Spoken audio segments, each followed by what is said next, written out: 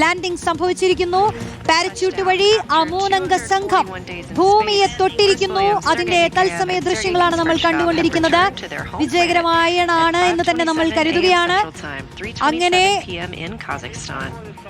MS-28 Soyuz MS-28 പേടകത്തിൽ വന്ന സംഘം expedition 74 സംഘം കര തൊട്ടിരിക്കുകയാണ്.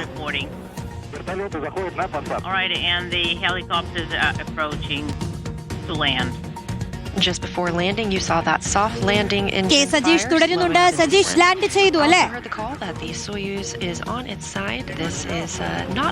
തീർച്ചയായിട്ടും വിജയകരമായ ലാൻഡിംഗ് പൂർത്തിയാക്കി എന്നാണ് നമുക്ക് ലഭിക്കുന്ന വിവരങ്ങൾ അല്ലെങ്കിൽ സൂചനകൾ. ദൃശ്യങ്ങൾ പ്രകാരം വലിയ പ്രശ്നങ്ങളൊന്നുമില്ലാതെ ഈ ലാൻഡിംഗ് പൂർത്തിയാക്കിയിട്ടുണ്ട്. സാധാരണ രീതിയിൽ ലാൻഡ് ചെയ്യുമ്പോൾ ഭൂമിയുമായിട്ടുള്ള കൂട്ടിയിടി അല്ലെങ്കിൽ ഘർഷണം ഒഴിവാക്കാൻ വേണ്ട വേഗത കുറവ് പാരച്യൂട്ടിനുണ്ടായിരുന്നു. അതുകൊണ്ട് വളരെ സുരക്ഷിതമായ രീതിയിൽ തന്നെയാണ് ലാൻഡ് ചെയ്തതെന്നാണ് നമുക്ക് ലഭിക്കുന്ന വിവരങ്ങൾ. ഏതായാലും ഇത് സംബന്ധിച്ച അന്തിമമായ ഒരു വിശദീകരണം ഈ എക്സ്പെഡിഷൻ ദൗത്യ സംഘത്തിന്റെ ഭാഗത്ത് അല്ലെങ്കിൽ നാസയുടെ ഭാഗത്ത് നിന്ന് വേണം. ഏതായാലും സോയൂസ് MS-28 പേടകത്തിലെ സംഘം ഏതാണ്ട് 8 മാസത്തെ ദൗത്യത്തിന് ശേഷം കസാഖിസ്ഥാനിലെ കരഭൂമിയിൽ തിരിച്ചെത്തിയിരിക്കുകയാണ്. വിജയകരമായി ദൗത്യം പൂർത്തിയാക്കിക്കൊണ്ടാണ് എക്സ്പെഡിഷൻ 74 സംഘം ഇന്ന് ഭൂമിയിൽ തിരിച്ചെത്തിയിരിക്കുന്നത്. ഉച്ചയ്ക്ക് 12:33 മടക്ക യാത്ര അൺഡോക്ക് ചെയ്തത്.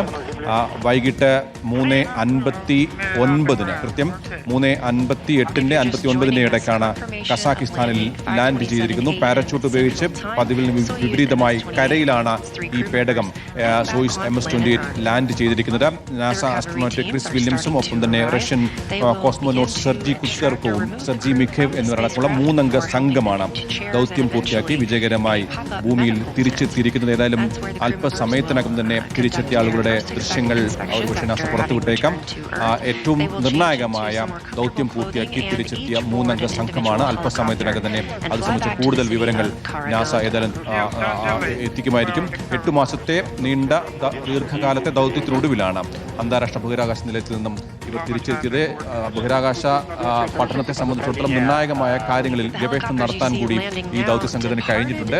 പ്രത്യേകിച്ച് നേരത്തെ റോഷ്നി പറഞ്ഞതുപോലെ ബഹിരാകാശവും മനുഷ്യ ശരീരവും എങ്ങനെ പൊരുത്തപ്പെടുന്നു, ഒപ്പം തന്നെ സ്പേസ് വാക്ക് ഉൾപ്പെടെയുള്ള കാര്യങ്ങളിൽ ആ രീതിയിൽ ബഹിരാകാശ യാത്രികർക്ക് ഭാവിയിൽ ഉപയോഗപ്രദമാകാവുന്ന ഒട്ടേറെ ഗവേഷണങ്ങൾ തങ്ങളുടെ 8 മാസത്തെ ബഹിരാകാശ ജീവിതത്തിനിടയിൽ ഈ ദൗത്യ സംഘം പൂർത്തീകരിച്ചിട്ടുണ്ട് എന്നാണ് മനസ്സിലാക്കാൻ കഴിയുന്നത്. ഏതായാലും 10 അംഗ ബഹിരാകാശ സംഘത്തിലെ 3 പേരാണ് ഇപ്പോൾ തിരിച്ചെത്തിയിരിക്കുന്നത്. നേരത്തെ മലയാളിയായ ഇന്ത്യക്കാരനായ അനിൽ അടക്കമുള്ള 3 അംഗ ദൗത്യ സംഘം ബഹിരാകാശ നിലയത്തിലെത്തിയിരുന്നു. അതിൽ നിന്നുള്ള 10 അംഗ സംഘത്തിൽ നിന്നുള്ള 3 പേരാണ് ഇപ്പോൾ തിരിച്ച് ഭൂമിയിൽ ലാൻഡ് ചെയ്തിരിക്കുന്നത്. ശരി, കെ സജീഷാണ് വിവരങ്ങൾ നൽകിയത്. അങ്ങനെ വിജയകരമായി ദൗത്യ സംഘം കര തൊട്ടിരിക്കുന്നു.